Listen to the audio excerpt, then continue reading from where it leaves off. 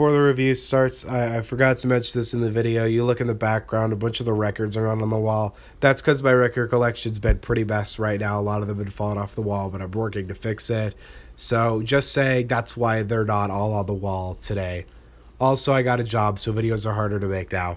I don't know if I've talked about it a ton on this channel, but I feel weird about posthumous albums, and it's not that I don't think anything posthumous should ever come out of an artist. I'm not like that. But I do sometimes I feel like there's absolutely a limit to where how many posthumous releases you should do. I've always felt like it's good if you do one posthumous album. Move this down a little bit. Oh, and fix the lighting, motherfucker. Okay. For posthumous albums, I've always liked this idea of doing one final project, taking the best of all the leftovers the artist had and the best of whatever they were working on for the future, making an album out of that, throwing in some features on there, and then kind of making it the point of the album to be a send off of the artist, and then leave it there, let their legacy be done, and just say, hey, there's no need for more music. This was our send off to him. This is our goodbye to him. But some labels don't do this. Other labels do. Circles, I think, is fully the last Mac Miller album. Knowing who created it and knowing how passionate of a project it is, I highly doubt we'll be hearing another Mac Miller record from here on out. As much as I love Mac Miller, I don't feel like we need to abuse his legacy. I feel like that's just a great final record for him. I honestly feel the same with DMX. I don't think I need another DMX posthumous release. I love X to death. I just don't think there's need for more. Because what ends up happening is we end up butchering artists like we did with XXXTentacion, like we did with Tupac. Our labels do this because they just release so much posthumous music from the artist to the point where all of the posthumous music that's been dropped never needed to happen in the first place. This is all music that the artist didn't release for a reason. Now, some of it is, oh, they were working on an album at the time, which is a good excuse for, let's say, the case of, like, Legends Never Die. As much as I don't love that project, there's a lot of great music on it. There's a lot of great music on it that I think should have been released. I even am okay with another posthumous release from Juice World, as long as they keep it kind of limited.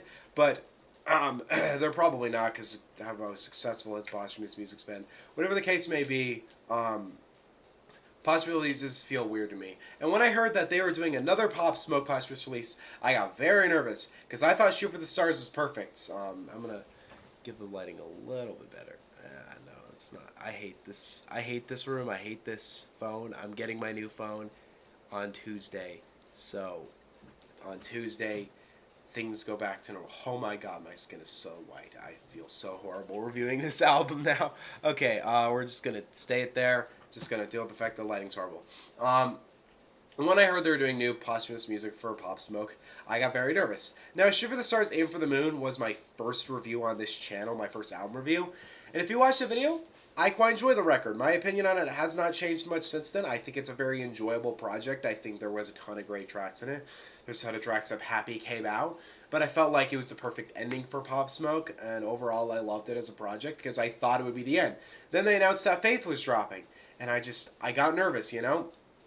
I saw the track list prior to it.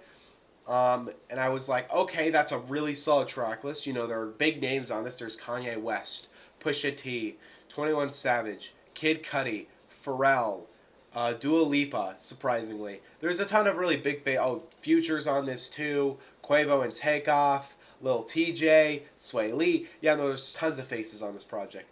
And as exciting as it is, once I saw that there were 21 features, supposedly, on a 20-track project, it instantly hit me.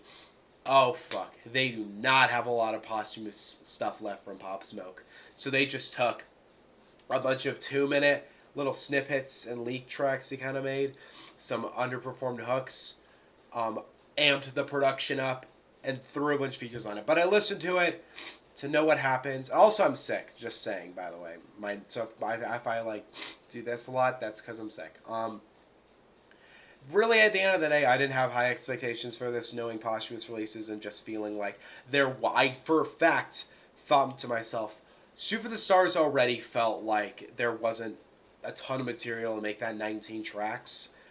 There was definitely not enough to make a album that's 20 tracks. like this one. So we'll go through this track list like I usually do. We open with Good News, which is an interesting intro. It has his mom kind of talking about and introducing the album. She talks about how Pop Smoke had faith as well, which, by the way, let's just clear this up. The title and cover suck. I'm sorry, they're bad. I love the cover on Shoot for the Stars. It had this beautiful flower. I thought it was a really cool title. This is just titled Faith, and it's a picture of Pop Smoke. Like a kind of grainy picture of Pop Smoke. It's lousy. There was a possibility that this album was going to be called Woo Forever, which is such a better title. Why? Okay. I hate to say this. Why didn't they just make a Meet the Woo 3? I'm now thinking about that. I'll get to that later, but just why? Point is, though, is that this opens with his mom talking about faith and how Pop Smoke had faith. It's over the Welcome to the Party beat, which is kind of weird because that's a really dark track. It's a drill track. It's one of the early Pop Smoke hits. I don't know why they chose to put it over the Welcome to the Party beat. I guess it's an iconic track for Pop Smoke, yeah. But why not put it over, like, some other soft beat from him? Because it's really hard to take her, like, her emotions really seriously when there's just this dark drill beat in the back. It's weird. More Time is okay. It's an alright way to kind of start things off, and it's probably one of my better tracks here. The piano beat's nice, I like it. Pop Smoke does well over it. It's like 2 minutes. It's very obvious why this didn't make it. Oh, I even forgot this. There's a 15-track deluxe to Shoot for the Stars. So they released, 35 of posthumous tracks from Pop Smoke last year. That is another reason I knew there was not 20 tracks of content. I knew for a fact. And those 15 tracks felt like a stretch anyway. Anyway, overall, the More Time, it's whatever. I'm never going to listen to it, but it's okay. Television, though, oh my god, this track is so disappointing. I don't know what they did here, but the only person who does well on this track is Pop Smoke.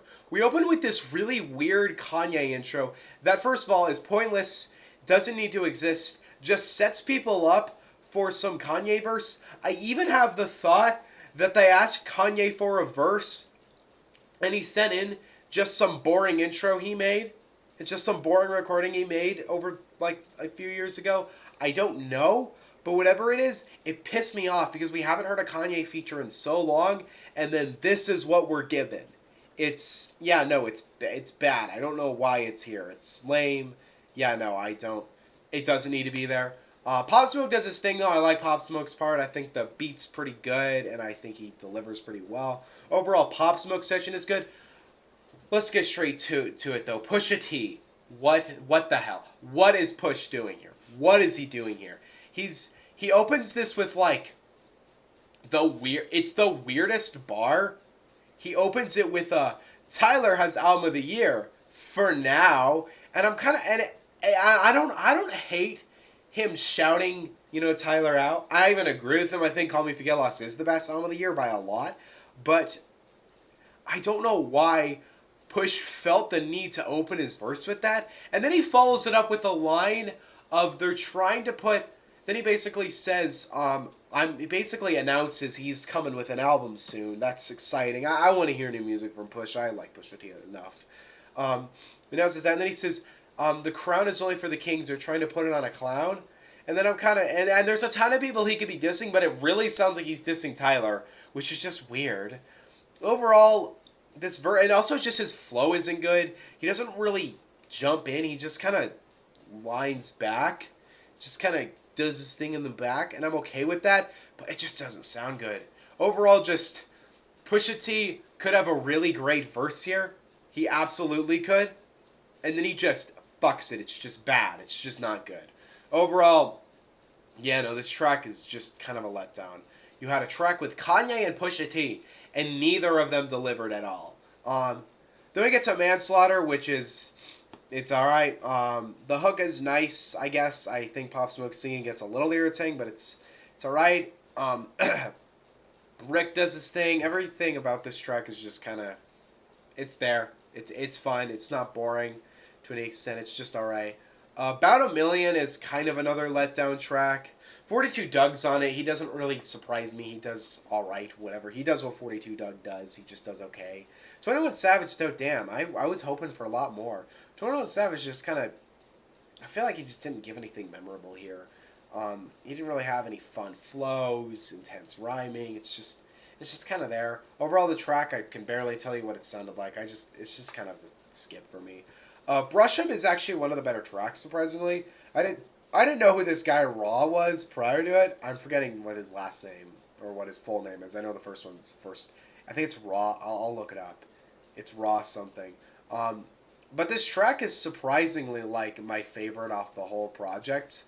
Like shockingly, this track has like the most energy from Pop Smoke, the best flow. Overall, I was shocked by the fact that this is probably the most enjoyable, not the most enjoyable track off the album, but by a lot of extents, probably one of the more, tracks I'm okay with hearing, and I think it's kind of fun overall. I'm trying to find any sort of, thing that's telling me what this is. It's Raw Swish. There it is. Okay, he did great. I liked this track a lot.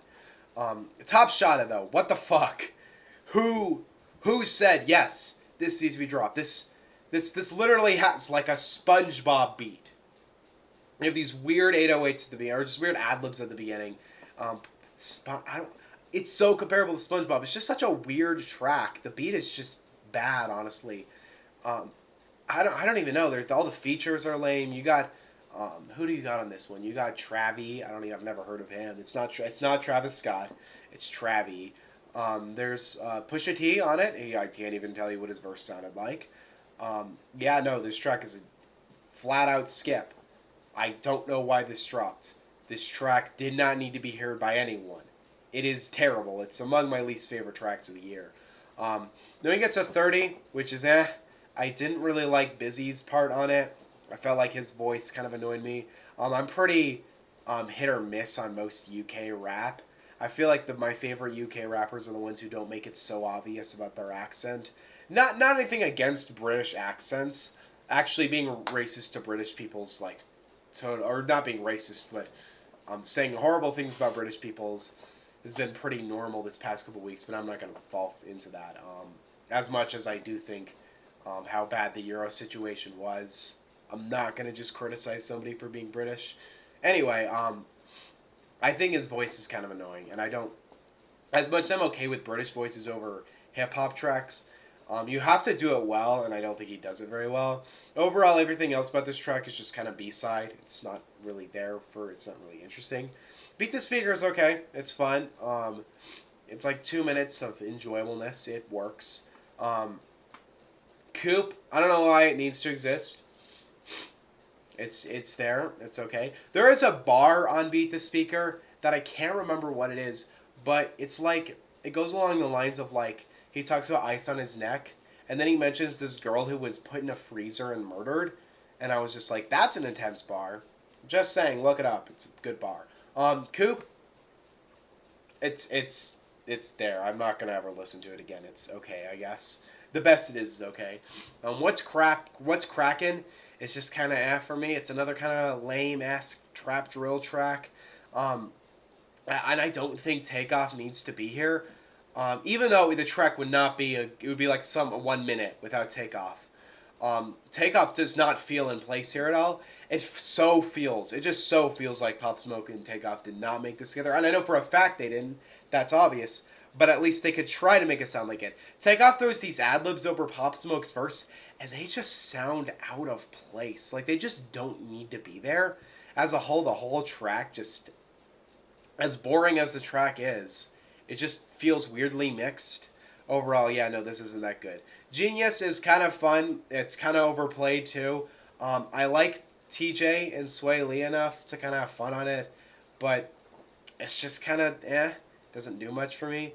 Mr. Jones is another lineup of disappointing features Future's been putting out this year. As much as I love this guy, and he's my favorite trap artist ever, you had that Teen X track. He was pretty bad on that one with Playboy Cardi. You had the Superstar one with Young Thug. God, that's one of the worst things that's dropped this year. I don't know what that was. And then here, it's just kind of eh. It just Future puts kind of the bare minimum into it, and then everything else just kind of falls into another boring drill B-side. Overall a skip. Most of these are, but overall skip. Woo Baby interlude. I don't know who said this needs to be dropped. It's like the most pointless thing I've heard all year. It's like a beatless freestyle of him just talking about the perfect girl. I don't know why it exists, and I don't know why there needs to be an interlude to set up one of the lamest tracks on the whole album. But yeah, no, this is so pointless. It did not need to drop. Even the track Woo Baby is kind of pointless. It's literally a Chris Brown track featuring Pop Smoke. I would have much preferred this just on a Chris Brown album, because Chris Brown does the whole thing. Pop Smoke pitches in a couple times, and it's not even a good track beyond that. It's not even like a fun Chris Brown track. It's just a boring Chris Brown track. It's very bad. Demeanor is probably my favorite track. I actually have fun with this track. I kind of like the more pop beat, and I think Pop Smoke had a lot of fun over it. The best part of it's Dua Lipa. I think she did great on this. I really enjoy Dua Lipa. I think she's one of my favorite pop artists out right now. I think she did fun on this track. It's not incredible. It's not amazing. It's nowhere near one of my favorite songs of the year, but it's fun. And overall, I think both artists did well on it. It definitely feels the least like a B-side here. Spoiled. The biggest takeaway I got from Spoiled, and this is what it hit me. I was looking at the track, and it hit me. The track is 1 minute 45 seconds. Okay, short ass track, and it features Pharrell on it. And then I just hit me, oh my god, this track is like a 45 to 1 minute Pop Smoke track that they put Pharrell on. Pharrell doesn't even do anything interesting on it. The track is like totally forgettable. It just hit me how short of a track it is, and how pointless it really ends up being. 8 Ball is not nearly as fun as the last Kid Cudi Pop Smoke track. It's just not nearly as fun.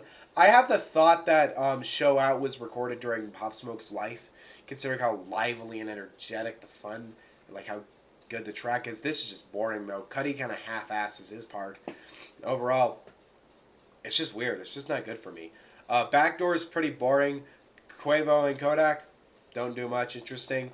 The piano beat's pretty bland. Pop literally just has a hook, so they literally just took some lame piano beat he rapped over and just some hook he did. And then they're just like, let's put Quavo and Kodak over it. Now we got a banger. Okay, Murky Biocop. This ending pissed me off. It's a meh track overall. It doesn't need to happen. But the worst part is at the end of it, they have a clip of Pop Smoke talking about how you need to control your work and be at the head of your work. This, you can't even make this up. This is actually how it ends. They end it by telling you by having Pop Smoke tell you the importance of controlling your own work. Fuck you. Just fuck the Pop Smoke label for that. I need to find out what label it is so I can rant on them for the next 5 minutes. I'm just going to look this up real quick because I don't know.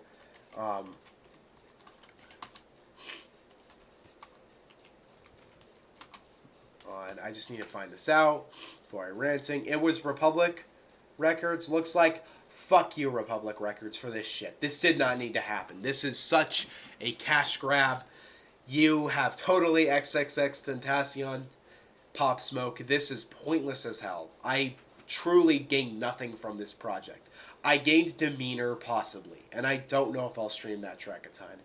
I highly recommend no one listens to this project because it's just a cash grab on Pop Smoke's life. This is just 20 B-sides, 20 1 to 2 minute B-sides with over-glorified... Wait, okay, no, here's what it is. It's 20 lame B-sides. Then you threw in a bunch of great artists on it, had them do half-ass verses on it so you could get this out by July, and then you over-amped up the production and then threw it out there like, let's respect the legacy of Pop Smoke. You're not respecting any fucking legacy. You're just cashing off of his life by throwing out the boring material of his career. This is all B-sides. None of this needs to happen. There is not really a moment on this I thought, you know what? I'm really happy they dropped this. Like, there's no moment for that. Even Demeanor, as a Pop Smoke track, like, if you just get rid of Dua Lipa, I don't care for it. It doesn't really matter to me. This just, it doesn't need to it doesn't need to be dropped. These kind of posthumous releases don't need to happen. They should stop happening. Labels, please stop doing this. I don't know how well this album's doing. I'll look at my the Spotify's not fucking loading right now. I'm gonna see what this. I haven't heard a ton of talk anywhere but like hip hop community on this. But overall, just this doesn't feel like Pop Smoke's project, and it's just even as an ending, like sorry, I am so sick right now. The ending of Shoot for the Stars was perfect. It was beautiful. It like showed like Pop Smoke's like ending and like the way his career like just the way his like having it end with him doing Got It On Me. That was a great way to end it. But this whole track is just this whole album is just like it's really just 20 songs, 56 minutes of just stuff that didn't need to drop. You didn't even get it a good name and a good cover. This is lousy as fuck. I highly doubt they were planning this project any earlier than March, honestly. I'm feeling a solid, like, C- here. I don't hate enough of the tracks on their own to give it anything lower. But if I were to give this, like, a personal rating, it would be a good amount lower than C-. I just have to respect the fact that even as much as I hate this, it's not, like, unlistenable. It's just boring, honestly. Yeah, no, I'm not gonna be listening to anything posthumous Pop Smoke after this. I'll listen to features because it's kind of hard to avoid those. But anything that's like oh, there's a new leaked posthumous Pop Smoke track, I'm not listening, okay? Because you just proved here you have nothing left. You have nothing interesting left in Pop Smoke's bank. Because everything interesting left was thrown out here. There's apparently a deluxe dropping. I'm not listening to it. I don't care. Fuck Pop Smoke's label for this shit. What do you guys think on Faith? Let me know in the comment section below. Don't forget to subscribe. I got the All Over the Place KSI review dropping soon. And then next Friday, I think we got Bobby Tarantino 3. New Logic. Whatever, I'm interested by it. And some people have been theorizing, somebody's big dropping Friday. I'm not going to expect it, but it could happen. So, I don't know. See you guys next time. Peace out. Bye.